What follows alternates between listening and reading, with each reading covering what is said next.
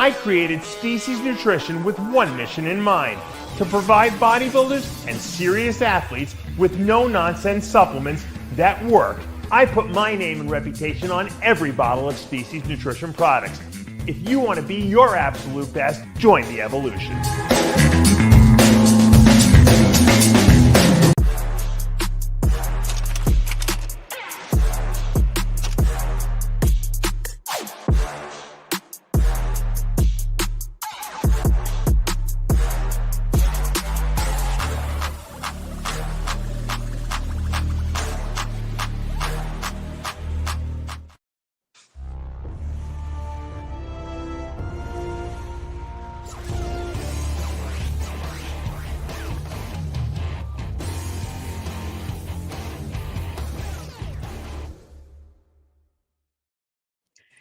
And we're back again for another live installment of Heavy Muscle Radio. Of course, I'm Dave Palumbo, joined by the technician Chris Aceto on this October 1st, 2023 evening. Thank you for joining us live. And Chris, as the title of the show says, who do you think won the most prize money this past weekend? It would have to go to the Rising Phoenix, so the Phoenix, one of the female bodybuilders. You're right. You would be right. Wasn't Nathan Asha in How much France. did Nathan win? I don't know. I think he won a nice amount of money. I don't know exactly. What's a nice amount, Dave? I mean, nobody knows. I think it was over $10,000 he won. And Andrea Shaw won $50,000 in Phoenix at the Rising Phoenix World Women's Bodybuilding Championships. They give away a vehicle with it? Did they give away a vehicle with it? I don't think this year they did. I didn't see it. I have to ask her. Usually I get her on the show after she wins that show before the Olympia. I got to ask her.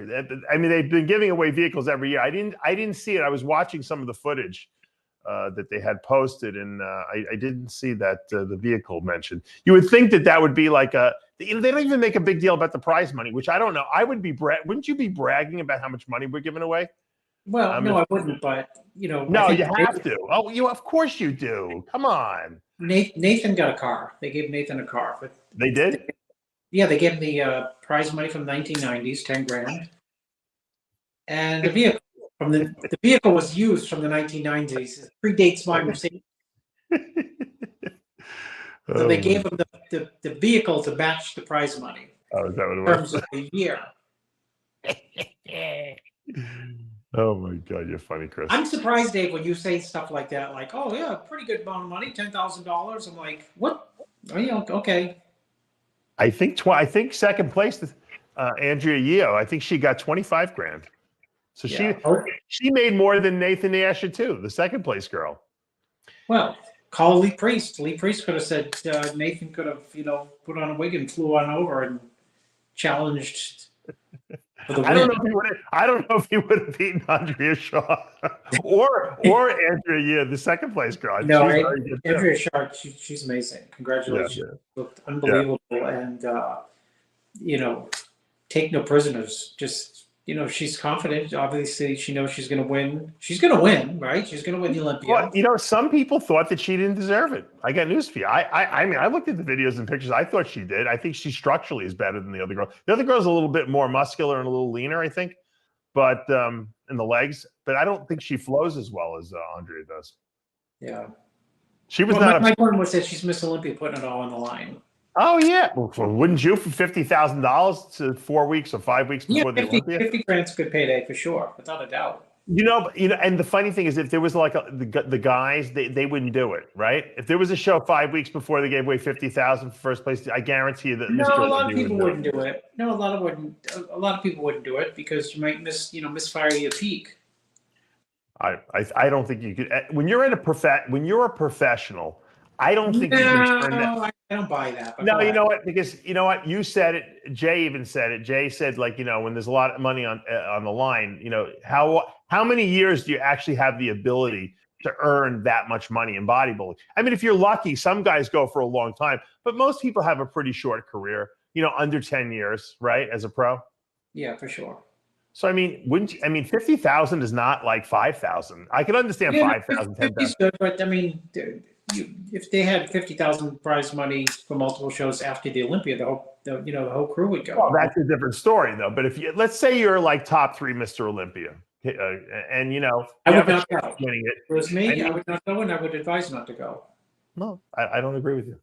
Well, you know what? You got a chance. So who's third at the Olympia this past year? Like, should Nick Walker do the show? No, he should not be competing a month out, because you know what? When you're top 3, 3, 2, 1, you have the chance to win it. And you know the differential between winning the 50,000 and losing out on first prize of the Olympia. I got to make it more relevant. You know what? The whole you make it affiliate. But this is not apples and apples. Hold on. Let me make it a little more even, because the Olympia is $400,000 for first place, so that it's not a good analogy. What if this show is giving away $300,000?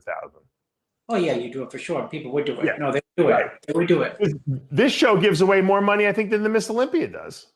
Well, I mean, that's the beast that it's become. You know, the Rise of Phoenix is kind of like Jake's. You know, Jake is the Mr. and Miss Olympia promoter, but this is his. Yeah. You know, he built his this. Deal. Yeah. You know, he bought the Olympia. He built this. So, right. Yeah, true. That's very true. You know, you have a connection with something that you built as opposed to purchase. Right. No, it's true. Like you can buy Dave. You can buy a house or you can build a house. Which one do you think you'd be more proud of? Even though the one you may buy is nicer than the one you built. I agree, 100%. Not to use a real estate analogy, but I just did. It's a very good analogy you use too, because you're right. I have built houses before.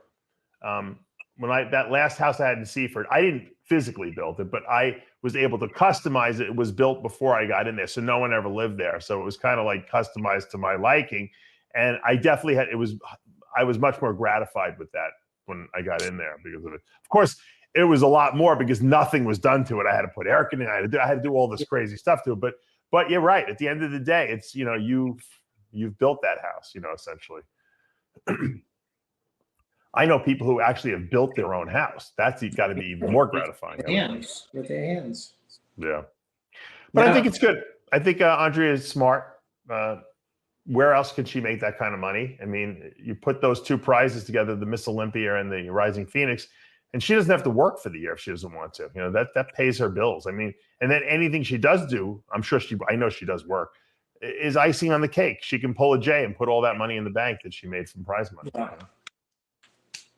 But Jay probably still has the prize money he won in the bank. He probably never even used it. Yeah, he has it like Menendez in New Jersey in the like jacket in the closet, and gold bars. Yes, gold bars. Yes. The senator had gold bars in his closet, like Cougar ants, gold Cougar ants, right? Yeah, and he said over the years he had like $500,000 in his jacket. And he said over the years I decided keeping cash in my house in a jacket was safer than a safety deposit box in the bank. Oh God, insane, right? Probably is. Remember in Lethal Weapon, they were talking about the South African cougar, the gold cougar ants. I know, so I don't want to mention it, but I know someone whose parents had cougar ants buried in the walls. They had to rip the house apart after they passed away just to find. And I thought they were crazy. But they didn't know where they hid them. Way in today's society anyone hoards money in the walls, and sure enough, they was in the walls. Yeah, the Italians. My father had money in the walls. Did he? Yeah.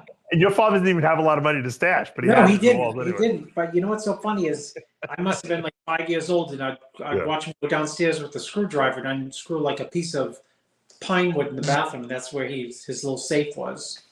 That's funny.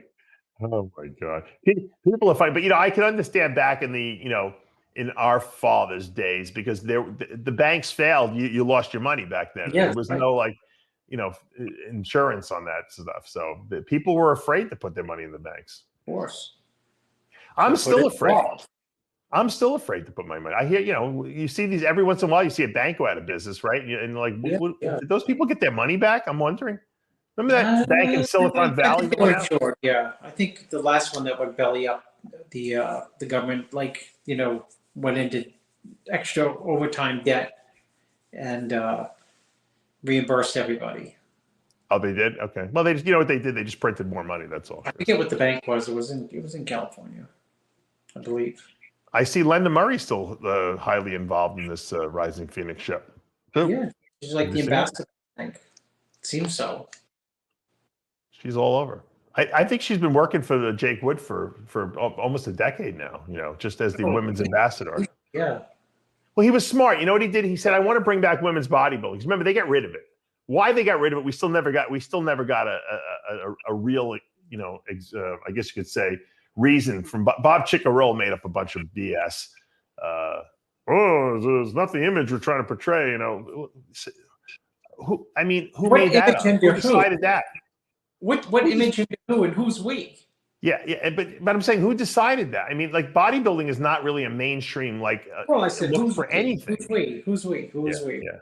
So Jake said, I got to bring back women's bodybuilding. I'm going to save it. I got money. I'm going to bring it back. And he said, who's the most vocal and probably one of the most well-respected, I guess, people in women's bodybuilding? Lenda Murray. So he hired her first.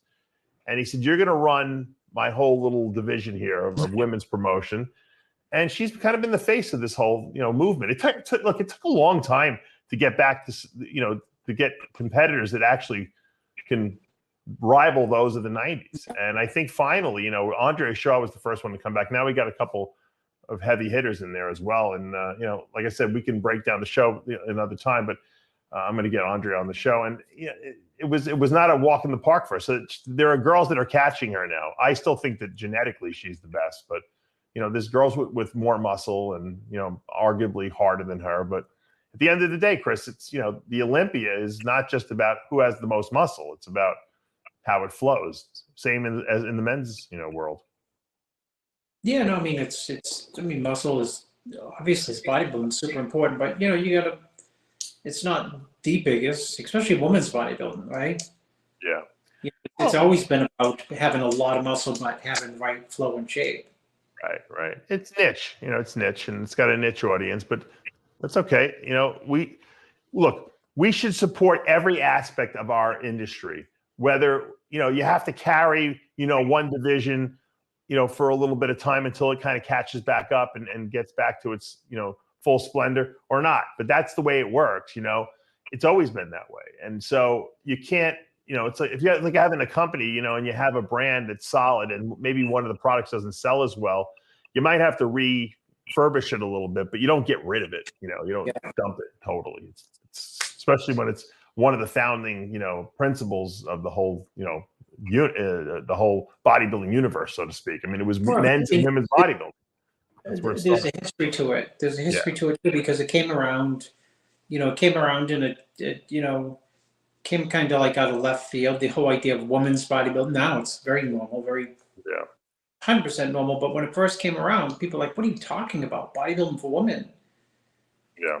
Women can't build muscle, and women shouldn't be in the gym. And, you've seen the physiques evolve from like nothing. Someone like Lisa Lyon, someone with just like a little bit of shoulders and arms, all the way to like, more developed and more developed and more developed, and just like, crazy fully developed, just like, a man. Right. And we just lost Lisa Lyons recently too. Yes. So, we lost we lost two people today, or maybe in the last couple of days. I don't know if it was exactly today.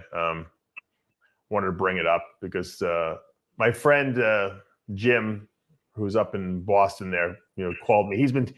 I think I might have mentioned on the show. I don't know if I mentioned it to you privately or we talked about it on the show, but Joey Grossi used to own Gold's Gyms up in Massachusetts, up there in your neck of the woods. And I think he was the first one to have a Gold's Gym up in that area. I think Ed sold him like the first franchise up there. I think they had that whole New England area locked down too, the Grossi brothers. Yeah, and, they had shows, they had the gyms. One of the Grossis, I told you, won the nationals. I think the lightweights. Yeah, I didn't even know that. You think it was that? Was it that brother? Was it the brother that died, Joey? Jimmy. I think it was Jimmy. Oh. Joe. Not sure. Was it Joey and Jimmy? I don't know who the other brother was, but yeah, they were really. They really. The AAU was crazy popular in New England. No, I know it was. Yeah, is that where they started with? Yeah, no. The Grossis were the ones who like steamrolled the AAU in the area. Oh, what they would do is they would just spend a lot of money and put on shows like that people hadn't seen at that time in terms of production value, staging, lighting, music, you name it. And they were from the Boston area. And I think they started maybe with like the New Englands or the Mass State or a few other shows. And there he is next to Sean Ray. So, or to the left of Sean. Who's that? Yeah. Is that Okay. So that was when Sean won, which was at the Trump 89. Trump Plaza. You remember? Well, no, it wasn't at the Trump Plaza. It was at the Atlantic City, whatever that, because it was the convention center. Oh, so he did win that year. His weight They would class. have boxing matches. Yeah. So Comerford won his glass. Oh, that was that picture. Oh, okay, let's. You want to So go? that was through Comerford. Yeah, that was Comerford there. Yeah. I was there, Dave. You want to go? You want to quiz me on the winners? Well, go ahead. Tell us about how Joey looked. No, he looked fantastic. He won the lightweights on the left side of the screen. He was shredded. Right. Vince Comerford won the middles. Sugar Sean won the light heavies and overall, and I think Phil Hill won the heavies. You're right. And Sean beat JJ Marsh, and he also beat Vince Taylor. Wow. Yeah, that must have been a great show. Oh God, there were so many people there were so many competitors because of course there was no classic and there was no men's physique. And this was the heyday, and it was hard to get a pro card back then. They only gave, the Nationals was the only show that gave everyone who won their weight class a pro card. You want another little tidbit, Dave? Since I was there in '89, guess who else I ran into there? The voice of bodybuilding was in the show at 21. Oh, Bob Ciccarello was in that show? Bob Chick, I think it won the Junior Nationals. Oh my God. And he was in that show. So he must have been a light heavy or heavy. Wow. I think he did good actually at the show. He must have been very young though, right? 21. Wow. 21, 22.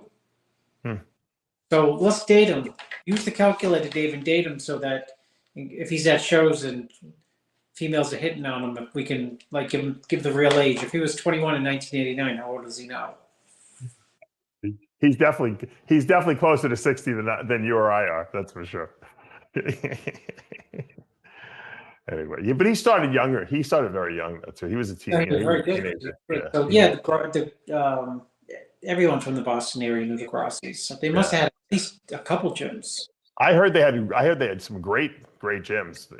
Matter of fact, my friend Jim said he's the one who brought DeMeo and Matarazzo into their gyms to train. Sure. And I think these guys actually showed them the ropes because they were like in high school, I think, when they went there for the first time into their gym. They had no money. Grassi supported people too. They sponsored, not to the extent of like Ed Connors, but you know what I mean? Like you go into a show and flight and stuff like that if you have potential, and I think training. I was reading that too, that they would, and then the next guy we're going to talk about too in a minute also did the same thing on the other coast. There he is. That's when he won, I guess, nationals.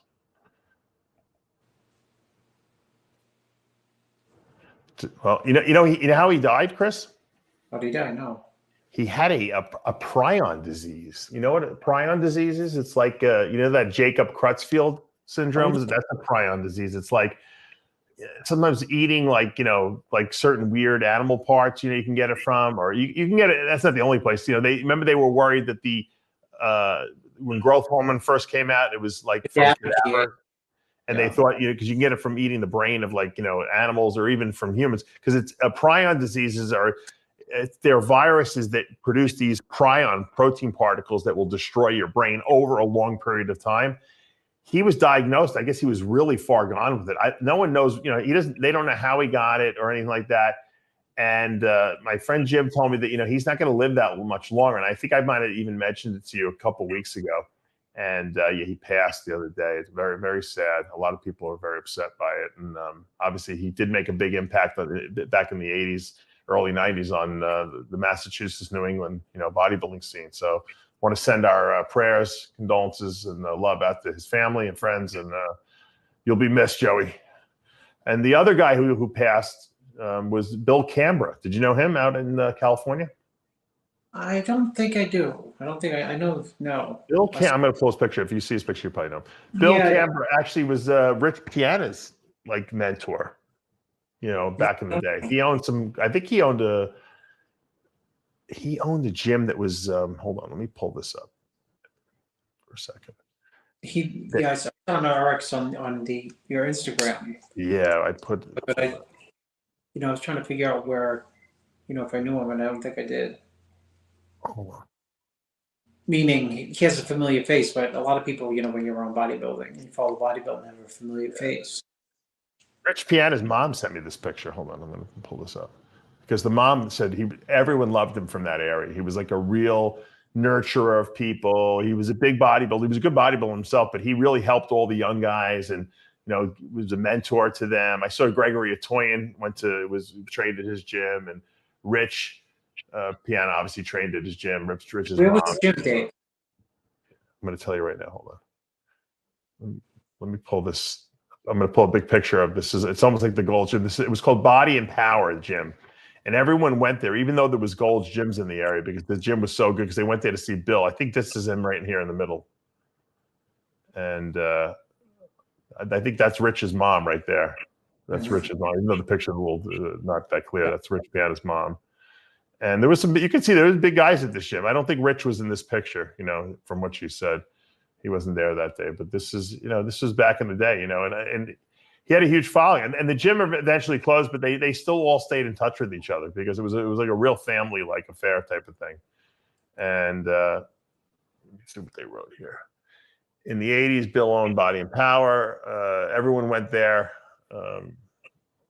Even they went there over Gold's Gym that was in the area. So where, Dave? Where was it? I'm trying to see.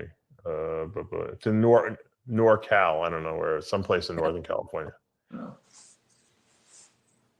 Oh. This was from Rich's mom. He was very beloved by a lot of people. I think his son had reached out to me. I think they wanted to get him on my show, Bill. And we were trying to schedule, and I think it was when I was going through my heart surgery, and I just couldn't make it happen. Like, we just kept missing each other. Also known as vacation, Dave. Yeah. Oh, here's another good picture. Let me see if I can pull this one up. Oh, this is a great picture. Hold on, you'll love this picture. I want to see if you can name the people in this picture, Chris. Hold on. All right, you got to put on my magic glasses. You better put your glasses on for this one. The ones that shine onto the screen. You should definitely. I know Valentina would definitely be able to pull this one out. Let's see if you can pull this one out. Who's in the picture? From the left is Bill Camra. So that's him. Yeah, obviously.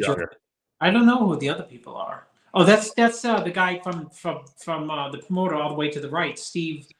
You got it, Steve O'Brien. Steve O'Brien. I don't know who that in the middle is either. I don't know who this guy is. Yeah. Somebody probably knows. So you have access to the comments? Yeah, let's see if anyone can pull Steve it out. O'Brien was a good one to guess, right? What? That was a difficult one to guess. Steve O'Brien, has such a distinctive face. You cannot miss him, right? Yeah, he has a what's the animal with the super long neck? What?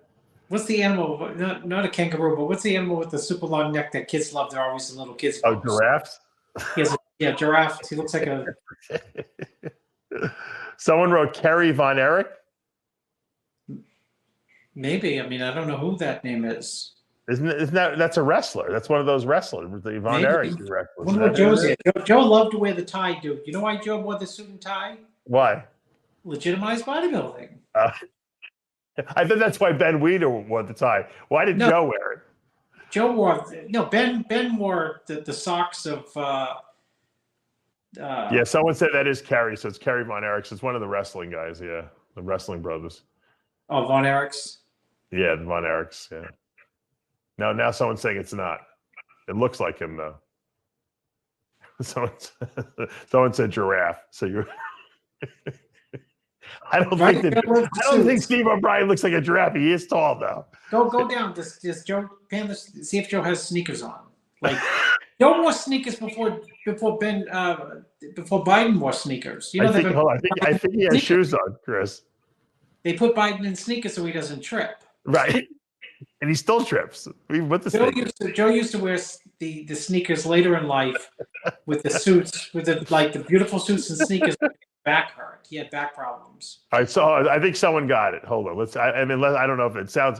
Bill Camra, Joe Weider, Dale Hatcher, and Steve O'Brien. This guy sounds like he knows what he's talking about, Tim Schmidt. Yeah.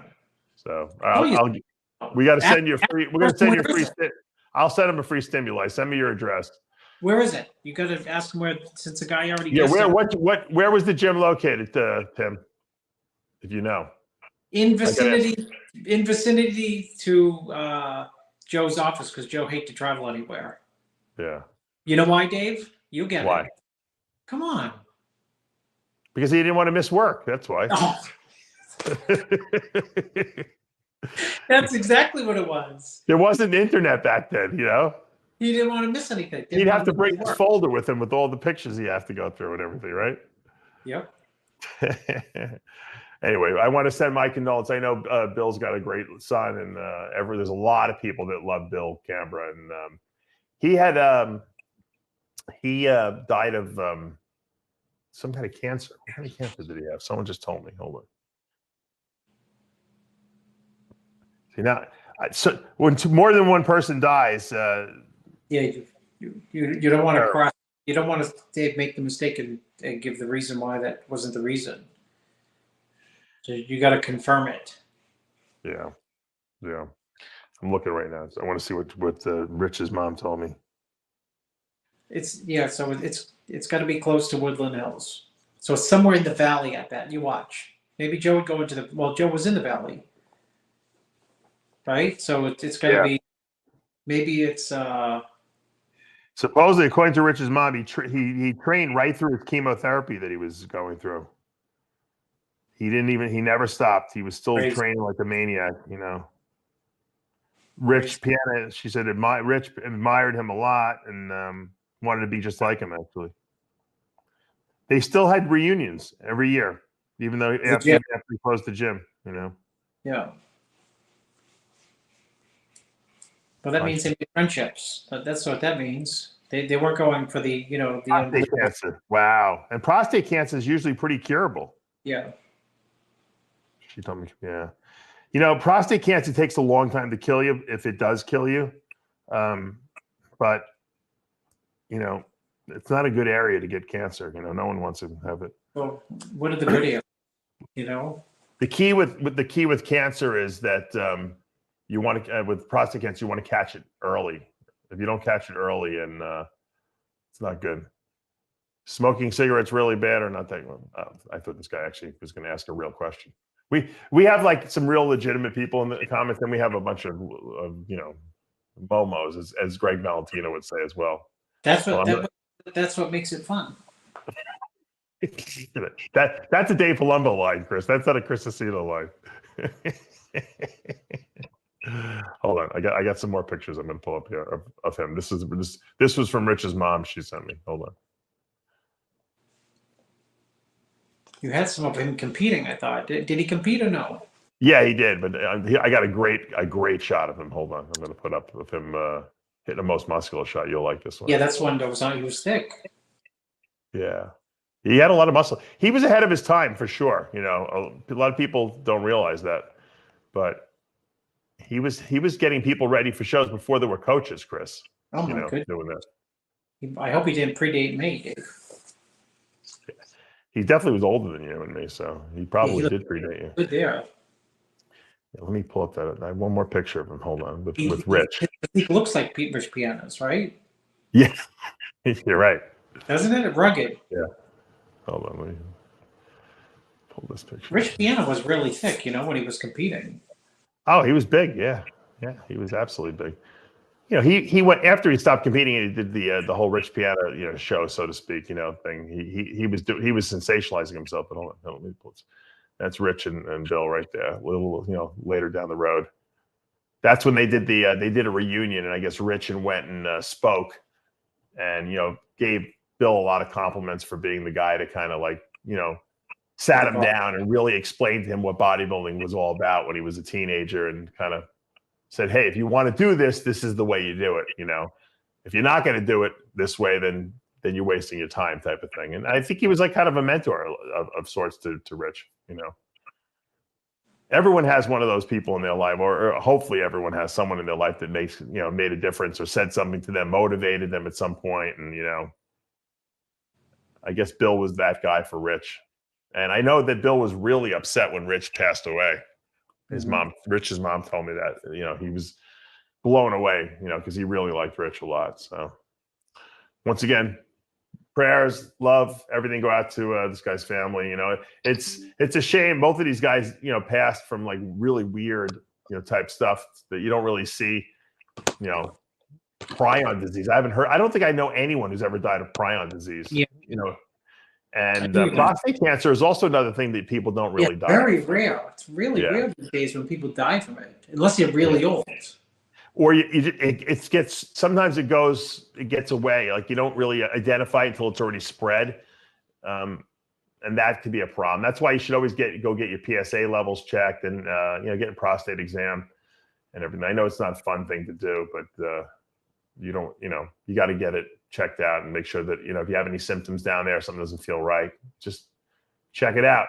Don't let those things go. You know, women have to go for mammograms, men have to go for prostate exams. You know, it is what it is. I don't know which one's worse, but neither are probably very comfortable, but that's just the way it goes, right, Chris? So, all right, let's talk about, you know, do I want to talk about, I want to definitely get to the Nathan D. Asha, the SHERU Classic, but I have something else. Let me check my notes here. You said you had tons of notes. Oh, I wanted to ask you, you seem to be having a war with the Brazilians. What's going on with that? Can you explain to me? I won that war. What's going on? Tell me what I noticed. It started on your Instagram, right? No, it started on the show. You asked me about Rough Diesel, and I said Rough Diesel is an unbelievable physique.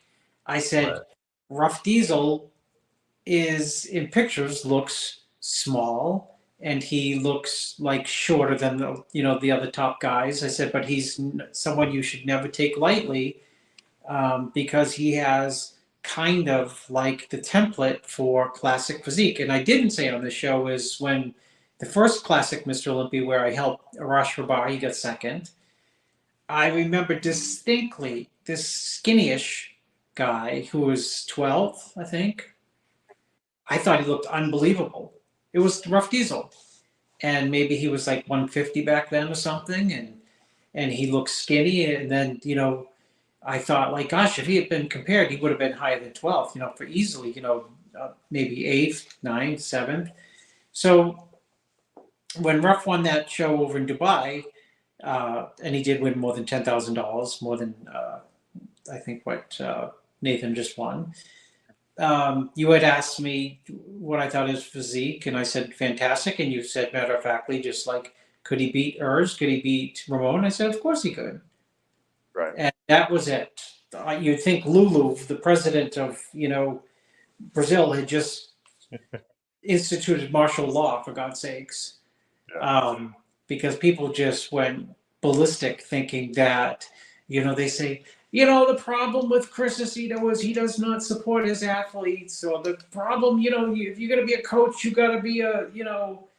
Your athletes too much. I yell at you all the time. Stop flying all over the place, you know. Support him and the you know, that's not me. What I meant by that statement is this, you know, you should always try and attempt to be your absolute best, whether you're Ramon, whether you're Urs, whether you're Rough Diesel, Chris Bumstead. The goal is to beat yourself. The goal is to beat yourself, and the goal is to beat yourself, to be your all-time best. That's always the goal, and let the chips fall. But even being your all-time best, you got to be a fool not to think like so-and-so, you know, is coming for the title. This guy's coming for the title. Everyone's gunning for the title. And in my book, everyone is beatable. And that's why I put on the Instagram, you know, if I didn't think everyone was beatable, Jay would not have beaten Ronnie. If I didn't think everyone is beatable, Sean Road would not have beaten Phil Heath. You know, for that matter of fact, if I didn't think that Flex Lewis was beatable, Eduardo Correa, a Brazilian, wouldn't have beaten Flex Lewis, which he did. The judges just didn't give this, give him the nod. I mean, did he beat him on a physique? So, in a way, it's giving a homage, to, a great physique. But, I don't think, as a bodybuilding coach, you should ever take anyone lightly. And I don't think as a bodybuilding coach or any coach that you should just dismiss your competition. And the minute you think that you're unbeatable, that's when you become beatable. Because you can never believe in your height. And that's why, the big struggle for Arnold, before he said, I'll be back, he said, stay hungry, which meant, the hardest thing for Arnold to do was, how do I, continue to try to be my best and beat myself year after year when, I don't have much competition. Right. Because he didn't want to get lazy.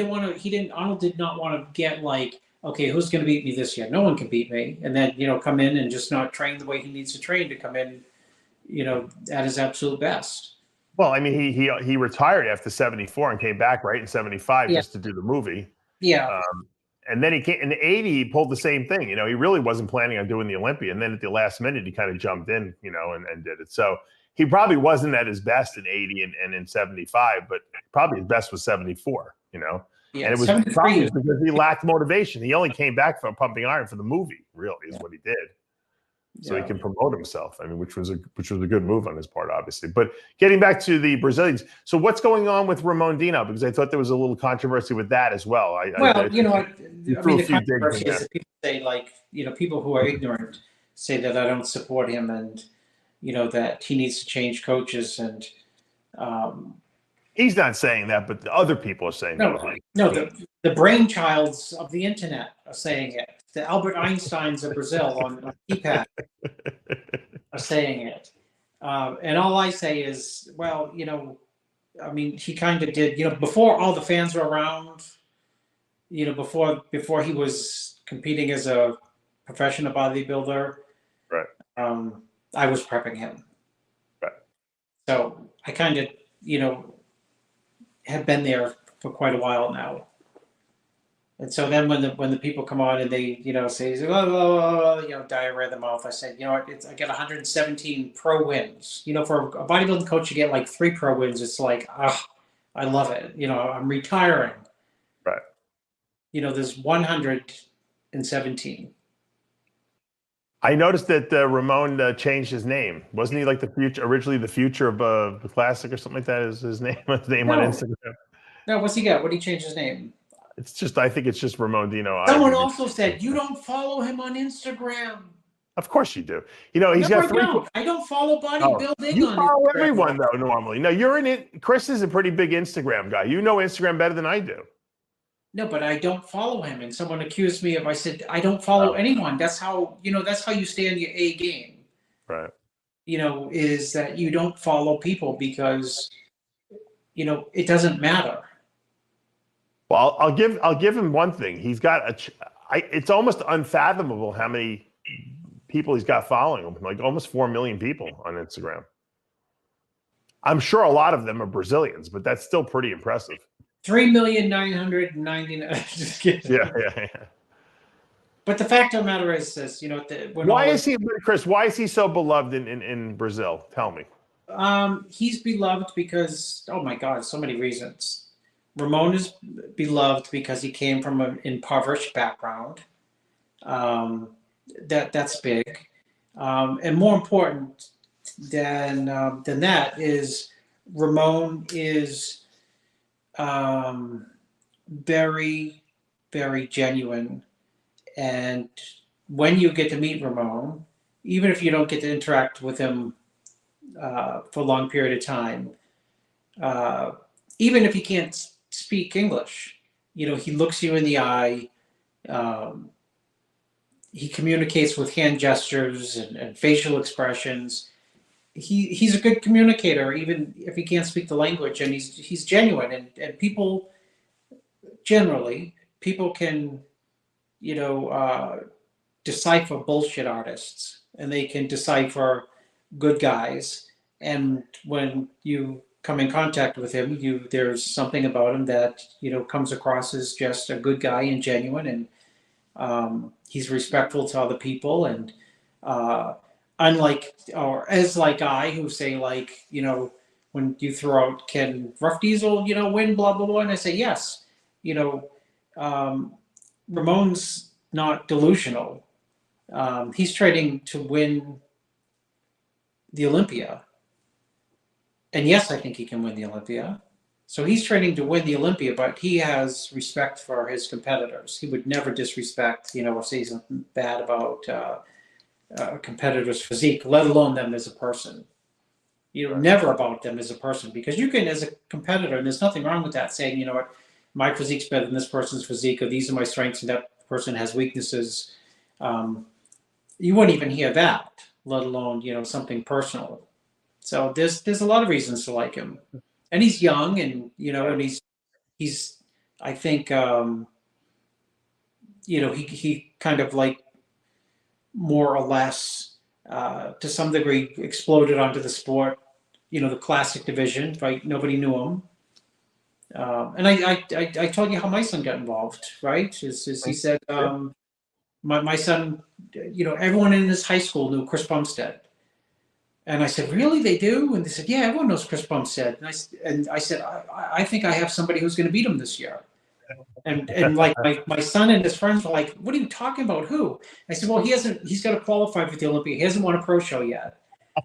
It was like 9 months out from the Olympia. And I said, but this guy, I think he's going to qualify for the Olympia. And I think that, he'll give Chris a do well. Yeah. Well, what do you think? What's your prediction for this year? I mean, how's Ramon looking? I think he's going to be at his absolute best. He's going to be at his best. Great. I think he's had some, like all bodybuilders, nothing goes easy, right? In contest prep, and people's lives are complicated. They're not easy, but that's not unique to him. So, but he'll be ready. He will be ready, and I think he will bring his best. Well, I know he will, and I think his midsection to me looks smaller than ever. Make sure you feed him a lot of McDonald's, Chris. Well, it's going to be McDonald's and Mooka honey. I had McDonald's today. I had the kid wanted to go to the trampoline park, and we had to do a quick meal on the way there. So they stopped at McDonald's, and I can't say no to McDonald's. Not that I eat it a lot anymore. It's not cheap anymore, Dave. When you have no, it's not. I did my double cheese. I did a double cheeseburger. Excuse me, double quarter pounder with cheese and mustard only. I did a medium fries. I didn't want to go too crazy with the carbs. I'm getting older, and I did a Diet Coke. And I'm jacked. I have I have a lot of veins today, because of all that McDonald's. So it works.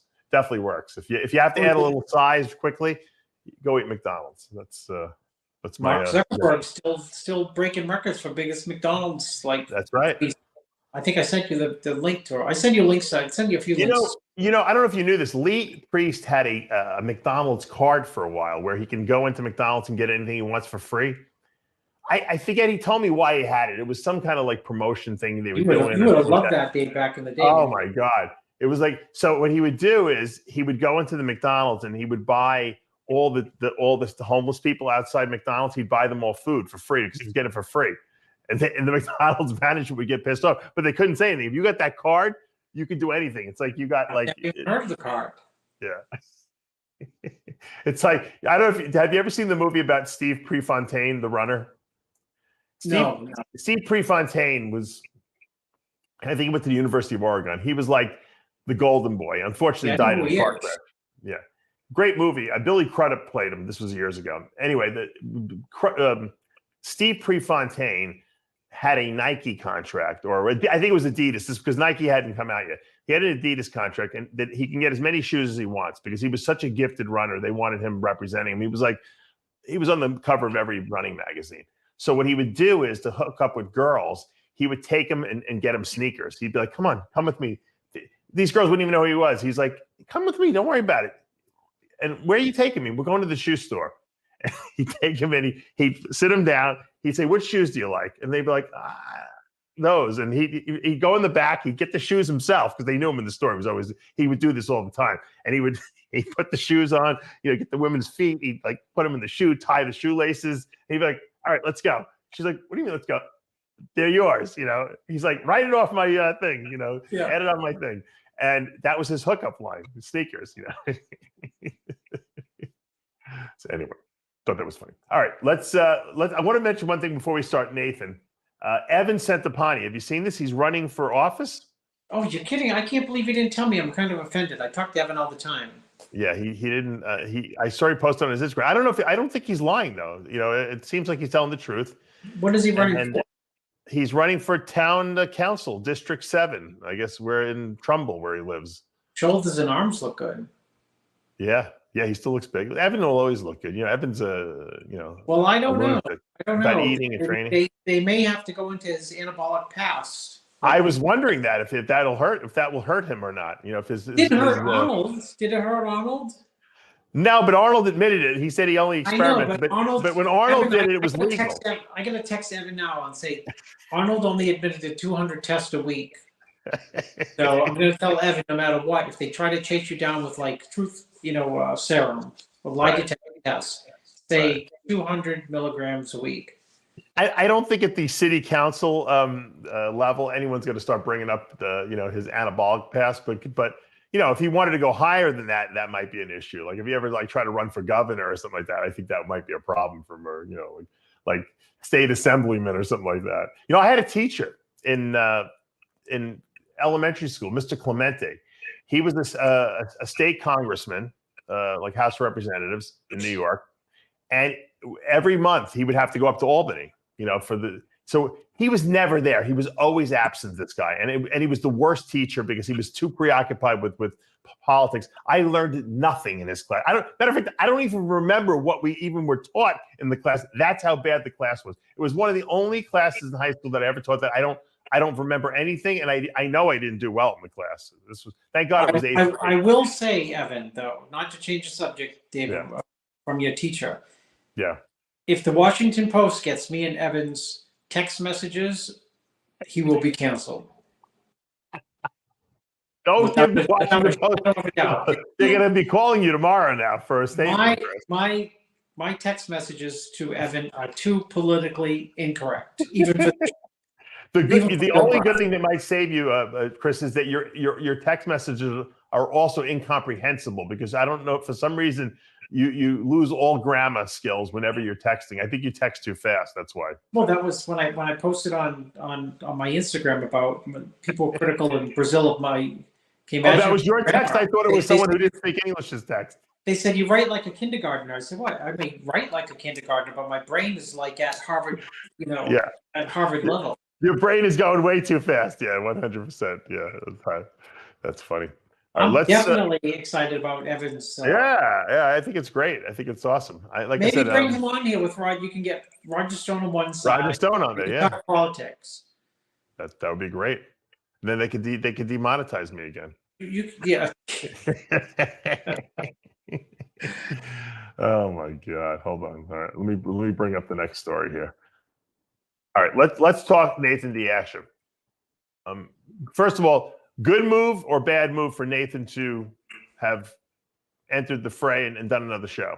Great move, because he won and he looked better here than he did at the previous two. You think so? Oh yeah. I wasn't so sure he looked better here, but I definitely think it was a good move because he made some money too. Yeah, I think it was a deeper lineup in terms of the entire top 5, so that may take your eyes off the excellence of the way he looked. But gets the win, gets the $300,000 and the car. And the trip to Hawaii. Oh no, that's the Price is Right. I think he won 15,000, didn't he? I gotta look. No, but he looked great. He looked great. What'd you like about his physique? Polish. Nathan is smaller than he's been, but better than he's been. That's everything that you need to know. He is smaller in my eyes than he's been, but better than he's been. And I mean, like 1 year ago, whatever it was, 2, 3, 4, 5 years ago. I think he was bigger before, but this polish is far better than where he's been in the past. You know, I felt like he was holding a little bit of a small layer of like fluid. I don't know. I didn't think he was as sharp as what we've seen with him. But his structure is so good, and he's got such wow factor that I think that he's very hard to beat because of that. You have to get a guy who's really special to beat him. Yeah, well, that's why he's won. I don't know what 11 shows, I think. Yeah, he's won a lot of shows. And I know you weren't so convinced that Regan Grimes beat him, last week either. Well, I said that's why probably Regan. I called Regan yesterday to be on the show today, Dave. The irony. I called him from Parents' Weekend. Regan, I was in Vermont at Parents' Weekend to call you because I had to tie in with this Brazil thing because people say you're that you should be nice to your athletes. And I said, that's the stupidest thing I ever heard. Yeah. They should be nice to the people that you want to win. So I was going to call him to confirm on this show, like not to him, but to other people who have been mean to in terms of not being mean, but everyone likes to say, being a realist, just telling it like it is. Like, you're 5 weeks out and you are still fat. And you are not going to be ready unless you use every minute of the next 5 weeks. So, but he didn't return the call and didn't return the text message. So, did you really send it? Maybe because I had him not beating Nathan. You actually did reach out to him? Yeah, I did. Oh, okay. To come on the show. Come on the show. Yeah. All right. I said, technically he could have won the second show. I mean, what I mean by technically is there's judges who are like that type of physique over Nathan's. It's just hard to get by a Nathan physique when he's that polished. Yeah. That's what I mean. It's not the old Nathan Asha, which was just like blown up with decent separation. I've never seen Nathan as polished as he's been this year. Let's talk about second place, Theo Leguerrier from France. Yeah. Deserve it? A lot of people some people were saying he didn't deserve it, and because he's a little smaller than some of the other guys. I think he's really got really nice lines. I think his conditioning was really good. What was your take on his placing? Yeah, no, he deserved it. They probably don't realize that lines count for a whole nother aspect in real life.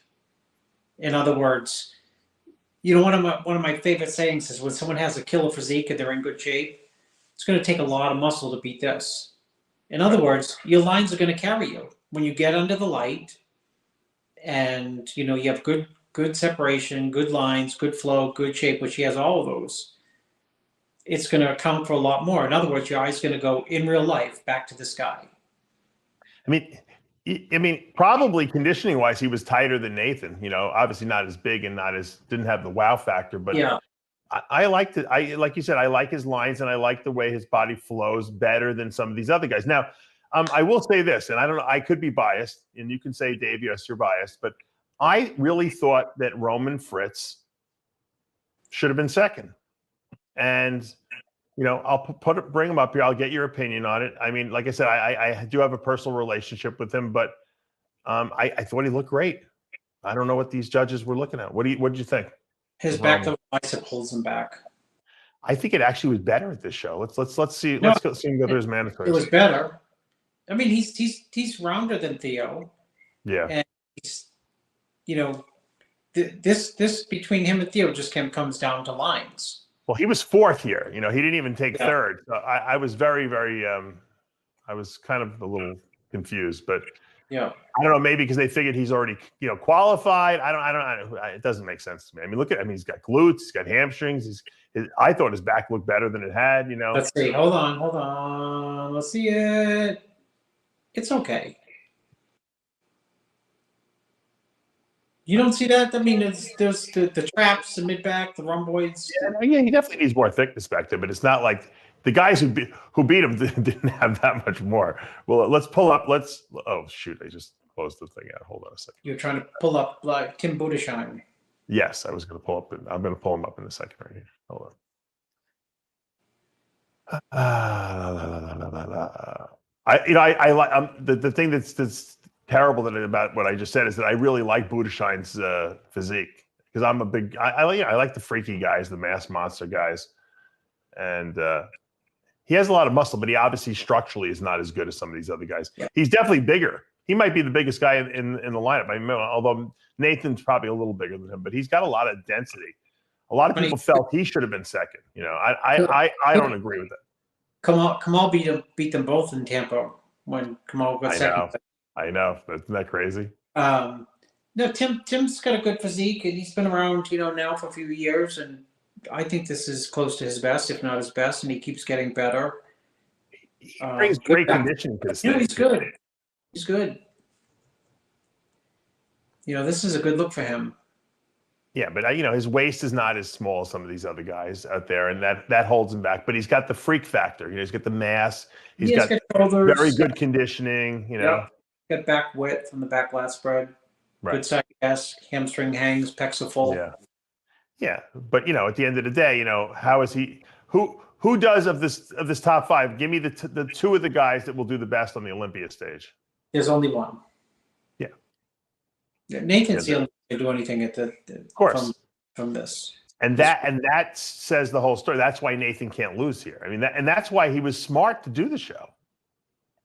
Because he knew what the lineup was. Who was going to beat him here? All he had to do was show up in shape. Yeah. Well, Zach Khan told him to do it too. You got to get them both, Dave, on with subtitles. The funny thing is that I love Zach. I love Nathan too. We should do an iron debate and get those guys on. But Zach actually can be a translator for Nathan because as much as you don't understand what Zach is saying, Zach is like a scholar compared to like Nathan. Nathan speaks. I don't even think he speaks English. He's got that. I forget where he's from, what part of England, but it's so thick, that accent. I don't know what he's saying half the time. But he's such a good guy. He's a guy who sticks by his heart and by his gut. He had a lot of bad luck over the last couple of years. Between arrests.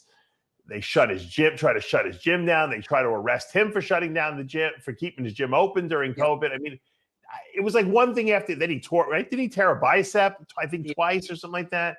I mean, he had passport and visa problems. I mean, it's incredible that he has come back from all that bad luck and still looks as good as he does. That just goes to show you his work ethic, Well, it also goes to show you that, when sometimes bad things happen to people, they just throw in the towel and give up. Right. I mean, just doesn't have to be a bodybuilder, but anyone in general is just too much all at once, and they crack. In other words, they just give up. A lot of people would have probably either one in this sport, not come back to the bodybuilding stage, or two, try to come back and just look like, oh, too bad. Nathan used to look really good. Yeah. As opposed to, oh, Nathan just won 2 out of 3 shows. I have to take my hat off to Nathan because you know what? I know he was having some money issues at one point when they, because of the gym and everything like that. So, I mean, he went there and he cleaned up. I mean, he didn't win every show that he competed in, but he was top, the top spots. He was second behind Regan. And he probably banked a bunch of money, which is great because now anything he makes at the Olympia is icing on the cake, so to speak. And, it doesn't even matter. The Olympia is just kind of like his crown jewel. I mean, how do you think he's going to do? Looking at the lineup, and look. Well, originally I thought he'll be a minor dark horse because no matter what, he's going to look good.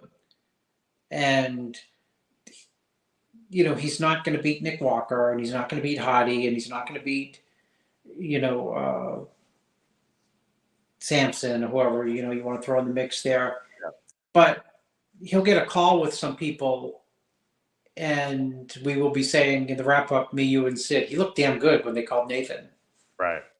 No matter who it is that they call him with. And he's not going to be like way down. He's going to be a light dark horse. He's very good.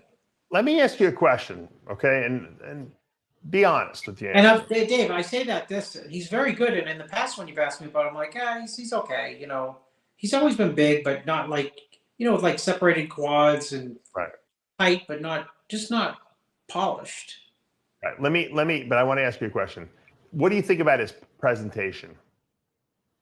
Meaning, I think it's good.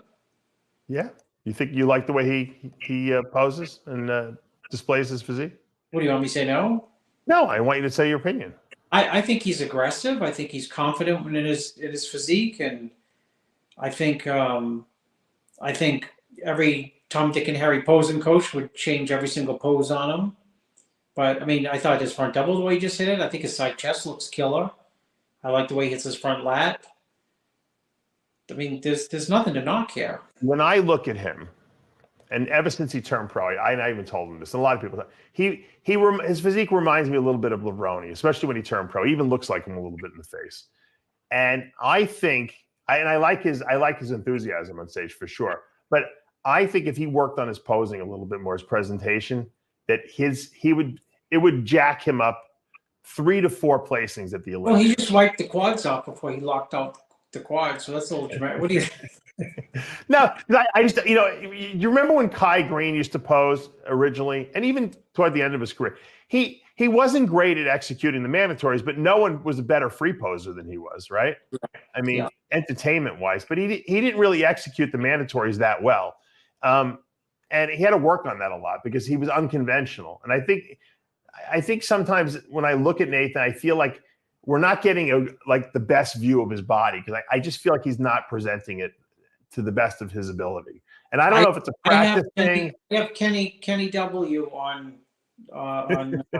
speed dial. He's got.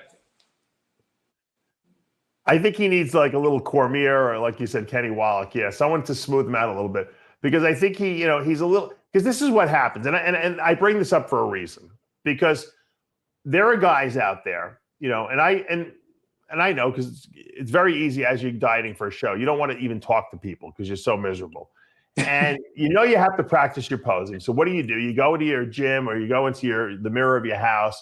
You know me. You came to my house. I used to have the whole wall mirrored, you know, when you walked up my staircase. Yeah. So I used to just, in my living room, like look in the mirror. And you go through your poses. The problem is that you go through the poses and you get your endurance down and you get control of your body because you're practicing it, whatever, 30 minutes, 40 minutes every night. But the problem is that you're not correcting or changing anything. So you're just kind of reinforcing, you know, your habits that you have. And the best way to pose would be the way Wheeler did, Cormier did back in the day, which was they went into the posing room at Gold's Venice, Cormier, Flex, Dillette, Rico, and they fucking stayed in there for 2 hours and they critiqued the shit out of each other. And probably I'm sure they were all grumpy and dieting and miserable.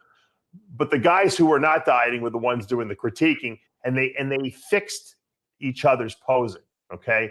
And that's why those guys on the West Coast were the best posers the sport has ever seen. The presentation that came out of those guys that I mentioned, Cormier, not Dillette. I don't know. Dillette knew how to pose, but he couldn't make his body do what he wanted. Dave, I was just saying, you beat me to it. You literally beat me to it. Yeah, Dillette. But Wheeler, for you, Dillette. Wheeler, Cormier, everyone. There was other guys. You probably know all the guys that were in that posing room with them. Those guys could pose, man. And you know what? It really jacked their placings up super high because they can hide their weaknesses and they can show their strengths at every moment. Yeah, but Wheeler and Cormier didn't have any weaknesses, but go ahead. Oh, they did. They just did. You just didn't know it. Wheeler did? What was Wheeler's? I'm trying to think what Wheeler's weakness was. He didn't have he had good separation in his back. He didn't have a great back. You know what I mean? Oh my God, Wheeler?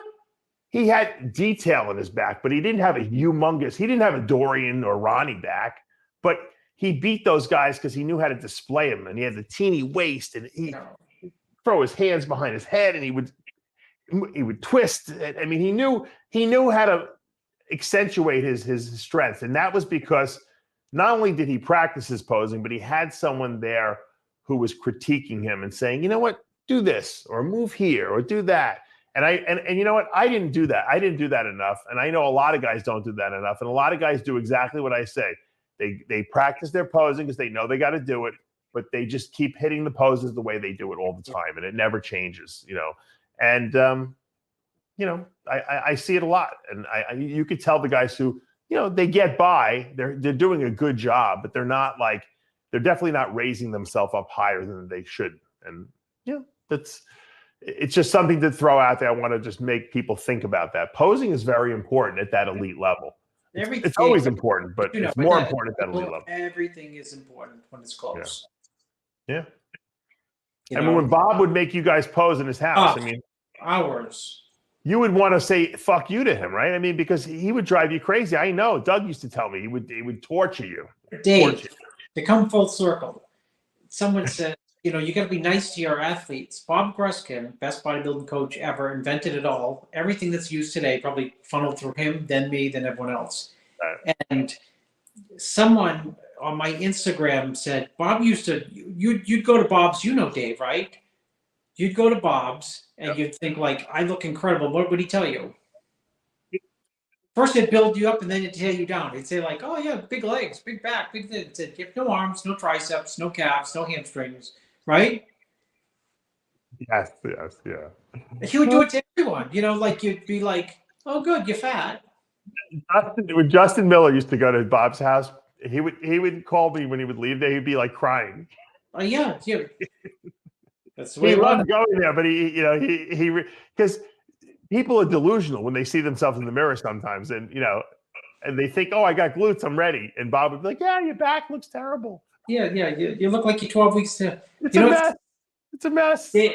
I'll never forget thinking like him telling me you got to lose like I thought it like 4. He said, how much do you think you got to lose? I said, I don't know, 5 more pounds. He said, no, about 16. It's like 16. I'll never forget it. It's like 16. Where's your 16? And he went through all the lists. Well, your back's holding fat, your glutes are holding fat, your quads aren't really, you know. Doug Wentz, who was a disciple of obviously of Bob, you know, between him and you, I mean, I don't know who Bob loved more, but Doug would pick up all like Bob's like little innuendos, and he had nicknames for all the people. So we had this one kid who used to train with us all the time. He was like 19, he was young, and he put a lot of size on it over the summer. He had like gained like 25 pounds, and we're at the beach, and he was walking around like he was Mr. Big, and but he was bloated. And Doug said, "Listen, Butterbean," he said, "get your ass. We're leaving." He goes, "You're scaring all the people at the beach here." And this kid's face, like he wanted to like dig a hole in the sand and hide, because Doug said it so loud, everyone on the beach heard. Everyone was laughing, and because he wanted to not take him down a few notches to let him know you're not that great. You know what I mean? Get humble about yourself, So I thought that was pretty. Actually, Milos posted. Speaking of the beach, Milos posted a picture of when we were in Dubai in '96. I never had seen the picture. Yeah, it was. We were on a beach somewhere.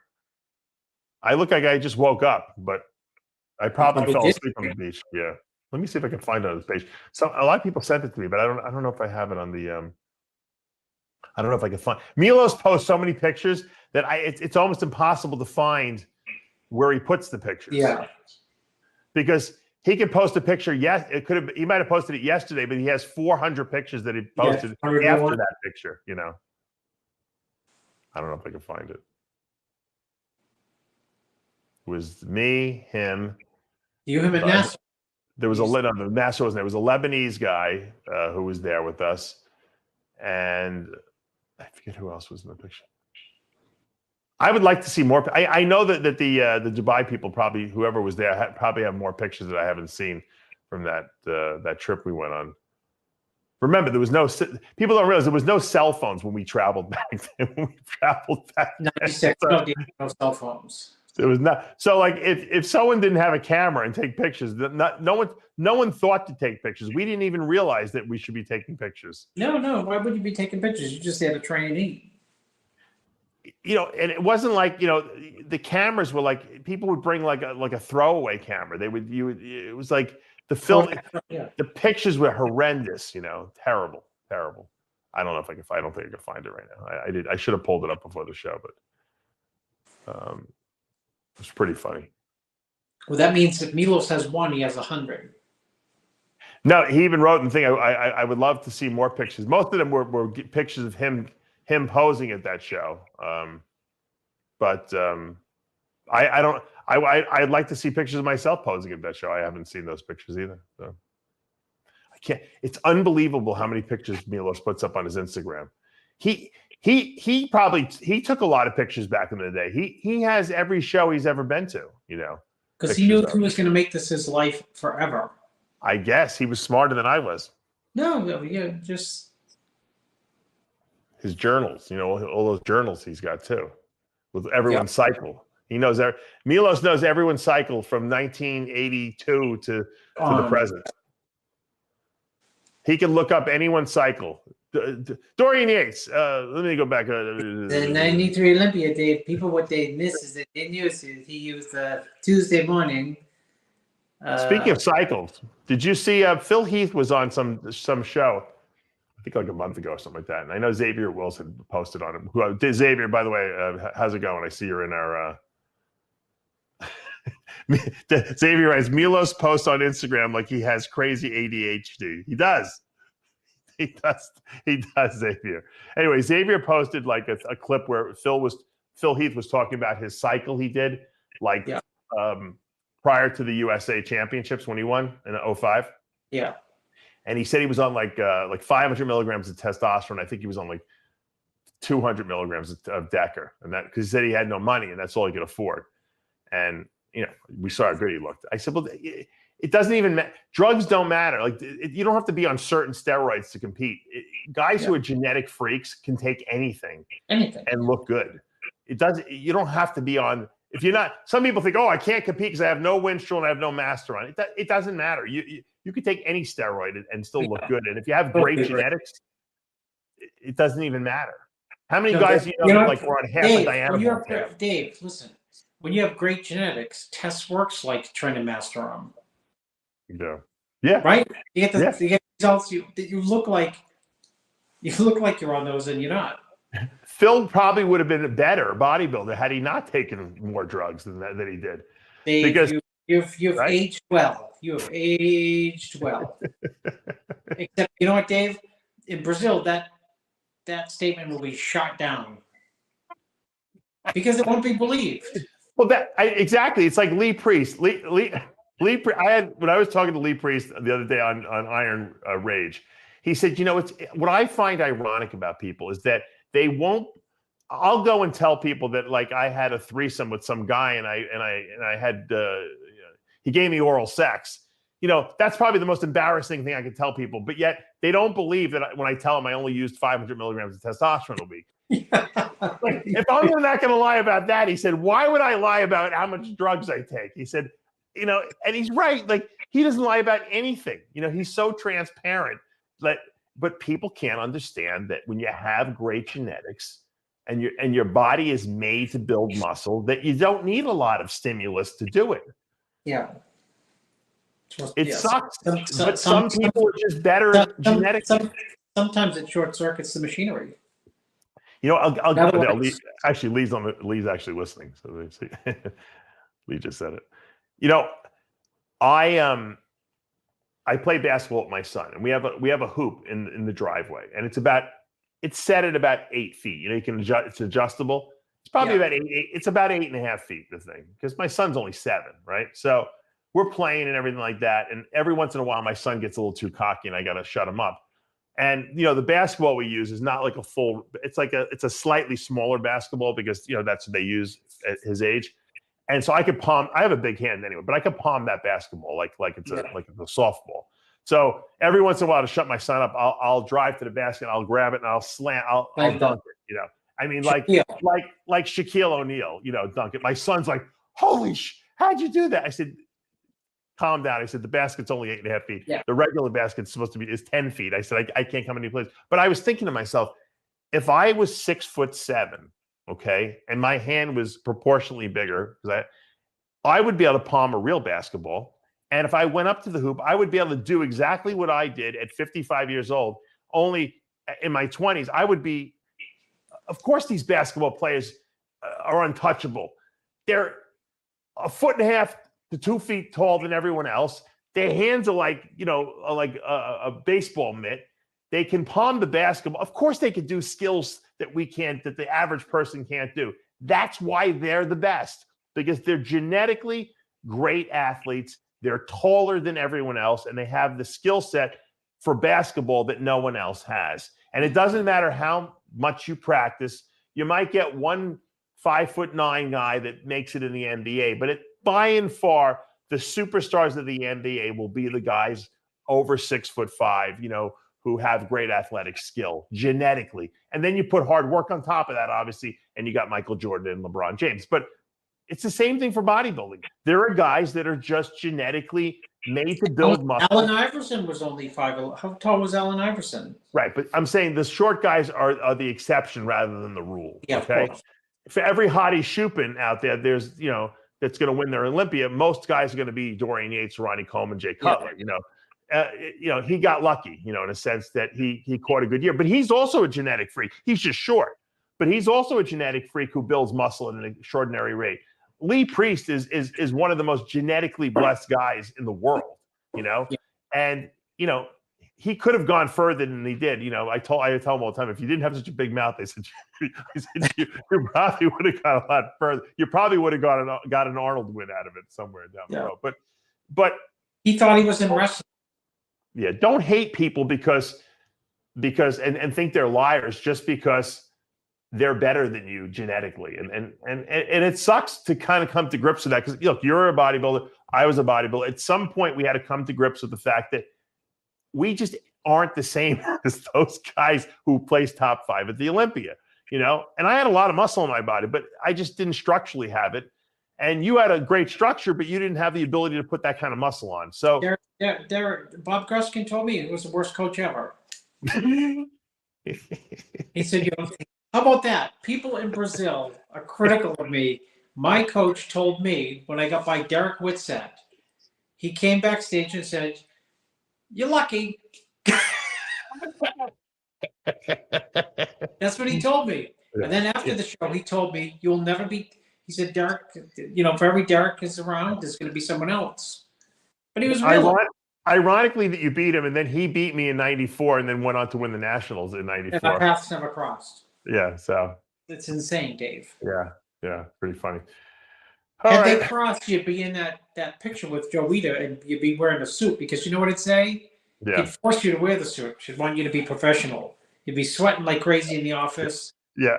No, I would get him to make an exception for me, the Palumbo. He would not allow you, Dave, to travel within any further than 20 miles outside the office, like those gyms, because that's right. There's work to be done. That's right. Oh, Lee wants everyone to know, and he's still got his hair too on top of that. So he's even a bigger genetic freak than I even anticipated there, because he also has his hair too on top of all that. So does Jay Cutler for that. When I was losing my hair, Chris, and you have great hair too, by the way. When I was losing my hair, I said to myself, how can someone like, Dorian or Jay or Gunther, I'm like, look at that head of hair on their head. They haven't lost one freaking hair. We're all using the same stuff. Yeah. And genetics. What it is. Nothing you can do about it. Don't blame yourself. So someone you ever see these Instagram filters where you can like put your face there and it'll make you see what you look like as a bald guy. Yeah. So I think my wife had done it or something like that to me. And I thought I looked like Travolta with because Travolta just shaved his head, because I do have a little bit of Travolta in me. A lot of people always say that, but really, when I said, "You look like Joe Rogan," you would look like Joe Rogan with the shaved head. I said, "No, I wouldn't." I said, "I'd look like a mass murderer if I had a shaved head." I said, "I don't even want to even scare anyone enough to shave my head." But some people are meant to have some hair on their head. You know that? Oh yeah, some people look great bald. Some people don't. Yeah. Dennis James looks great bald. I told him that when I was on his podcast. He told me that he looks younger. Yeah, he does. He told me he had laser hair removal on his head so that he can never grow hair on his head. Did you know that? No, I didn't know that. Yeah. So he's done. There's no hair growing on his head. He doesn't have to even shave his head. Why? So He didn't want the house. He didn't want the house. So I said, why didn't you just give me your hair that you didn't want? I said, yeah. Give me those follicles that you were going to get rid of instead of getting rid of them. It's like when my kids throw out their food. I'm like, Dennis is going to make it into my top 10 retired, most well-adjusted, list in terms of like non-aging, right? Yeah. He looks like he's 30, still. But Johnny Jackson, minus the gray beard, looks like he's back to like 37. Yeah, he's got no wrinkles on his face either. Yeah. Not one to be found. No. And he's still jacked, No. Well, you know what it is? Guys like you and I have too much. We have stress. So we have lines. My father would call it character lines. No, I get the Irish. I get the half Italian. I have my grandmother on my Italian side that's like 92 with not a wrinkle to be found anywhere. Same thing with my father. No wrinkles. How many wrinkles on your face? What are you talking about? You have a couple character lines. My father had no wrinkles, Dave. Zero. And he was in his 80s. Not one. It's crazy. Yeah, it's crazy. Good longevity. The Irish side, Dave. The Irish side. We're like the Kennedys. Well, you almost died of cancer. As long as you don't get cancer, you'll live forever. That's all. Yeah. Well, I switched doctors like people switch their coaches. I did. I told you. I know you told me you did. You told me the whole story. Get up and say, okay, goodbye. Well, Lance Armstrong in his book, if you ever read his book, when he got diagnosed with the testicular cancer, he got some pretty grim diagnoses from some of these doctors. He said, "Screw you guys." And he goes, that's not what I want to hear. And then he found this guy who's like, "I can cure you," and he's like, "Tell me what I got to do." He's like, "Well, we're gonna blast you with a lot of chemotherapy." He said, "But I'm gonna do a bone marrow transplant on you, but you're gonna live." And he's like, "Sign me up." And that's exactly what he did. What's Lance up to these days? I don't know. I think Butch, our webmaster, Butch, the guy who I don't know if you ever met him, maybe once at the Olympia. But yes, I met him. Yes, I do. Know. Butch lives in Colorado Springs, and Butch is like my age and our age, and he's still doing like mountain biking competitions, like in the Masters division. He said that the Lance Armstrong was in one of the mountain biking competitions he was in, and he beat Lance. I said, "You beat Lance Armstrong?" There goes your genetics, Dave. Right out the window. It's all drunk. Well, he's like, Lance is not, but Lance was not meant for mountain biking. He just likes doing it. I said, "Yeah, but that's great. You could tell people you beat Lance Armstrong. It doesn't matter if it was mountain biking. You beat him on a bike. That's a great accolade." I said, to tell people. That would be like me saying, I knocked out Muhammad Ali. Well, yeah, he had Parkinson's disease and he couldn't move, but hey, I still knocked him out, that kind of thing. But that's the way it goes. So I want to thank everyone for joining us live. I want to once again send out our condolences to our two guys who passed away, Bill Camra and Joey. I can't even Grill. What was his last name? Sorry, losing my mind here. I'm looking. My God, Dave, come on! I almost said someone else's name who's still alive in Boston. God. Help me out, guys. Here. Who's the pack? No, I almost said Dakota. It was before Dakota's. How's that? No. Now I feel terrible. Well, you should, because it's your show, not mine. I'm just kidding. Did win Google who won the Nationals 83 lightweights, and you'll know. Keep talking. The Italian guys, Jim and Joe. I get the first name, Dave. Come on, this is 2050. You can connect with me on. I said it, Grossi. Yeah, Joey Grossi. Joey Grossi. Grossi. I losing my fucking mind. Yeah. You are. Yeah. You know what? You need those. You need those memory pills. I'm gonna admit something. I'm a little. I have a friend who's in the reptile industry. Brian Barczyk. He has pancreatic cancer, Chris. Guy has a wife. He's got kids. He's got some grandkids. He's one of the biggest YouTube, where they call them pet tubers, like where they, do like an animal channels where they do reptiles and everything like that. He's a super nice guy. I'm really good friend. I became good friends with him about 8 years ago, almost 10 years now. And he's one of these guys that has promoted the animal and reptile world on YouTube. He wanted to be like the guy from Australia who died, and he got on a few TV shows and it just didn't work out. And he said, you know what? I'm going to do this on YouTube my way. And he's got millions of followers on YouTube. And the guy was diagnosed about 7 months ago with pancreatic cancer. And he has such a severe case of it. It's wrapped around like some blood vessels that it was inoperable. So they did the whole chemotherapy thing. I got him on some alternative therapies, ozone therapy, vitamins, all that stuff. And he's just, it's progressed, and it's, he used to have long hair. He lost his hair. And so I'm going out there actually, and I'm going to visit him. You know me, I don't go anywhere, Chris, but I'm going to fly out there for the day. Dave, I was shocked when you said you're going out there. I was like, yeah. I'm going to do it before the Olympia too. I feel like I want to go out there. I really love the guy, and I want to show my respect to him. Even if I spend 30 minutes with him, I don't care. Have lunch with him or something like that. And so I'm going to fly out to Michigan, and his health is it's been really bothering me because my mom passed away from pancreatic cancer when I was 14, and it's not a nice way to watch someone die. It's a brutal, painful, and what a lot of people don't realize, and this is why I couldn't remember Joey Grossi's name, is because you lose a lot of friends when you get sick. Because what happens, Chris, is people don't want to be around you because it's depressing. And my mom experienced that. Some of her best friends kind of just weren't around anymore after a while because they couldn't handle the fact that she was that sick. And that's when you need your friends the most. And even the people who, I might not, be at your house like every day because we live far away, but if you got sick, I'd be there for you, and you know that, and I know you'd be there for me because we're friends. And it doesn't matter how sick you are, I'll be there for you, and you would be there for me. And so, I know how important it is to have people you love around you, because it doesn't even matter. Material things don't matter when you're that sick, nothing. And my friend Jim told me the same thing about, Grossi. And I know luckily, the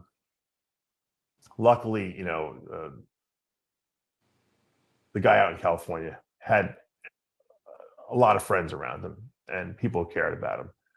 So guys, if you know people who are sick, Bill Camra, that's what I was thinking.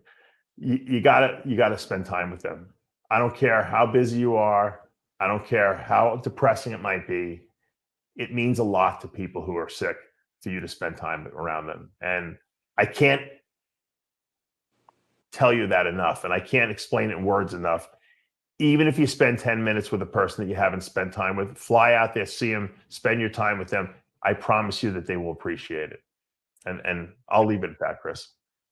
Because you nailed it. You nailed it, because when you're sick, when you're sick, those people were never friends of your mother's, really. Yeah. They were acquaintances, and enjoyed her in her health, but not when she was not healthy. Because when you're friends, that's, you enjoy them whether you take it all, the good, the bad, and the ugly. And when you're sick, because I was sick, you'd be surprised who actually shows up at the door. Stunning. Yeah. Like, what are you doing here? I haven't seen you. And you know what I mean? And you. Yeah. And how did it make you feel? It made you feel great, right? Yeah, it makes you feel great, but it also tells a lot about the person. Like, you're going out to Michigan, it tells you a lot about you, not about the person who's sick, about you, because people rationalize anything in their head, not even knowing they're rationalizing it, to not come visit you. And I know, and when I was going through my heart stuff, I know who called me, and I know who texted me, and I know that those people, are my real friends, and they know who they are. I don't have to mention all those people, but that, you kind of learn who your real friends are when you get sick, and it's sad that we have to go through that to really find that. Also, if you get in trouble too, if you get in legal trouble, you'll also find out who your real friends are too. I'll tell you the trouble story off the air. Somebody in trouble. All right.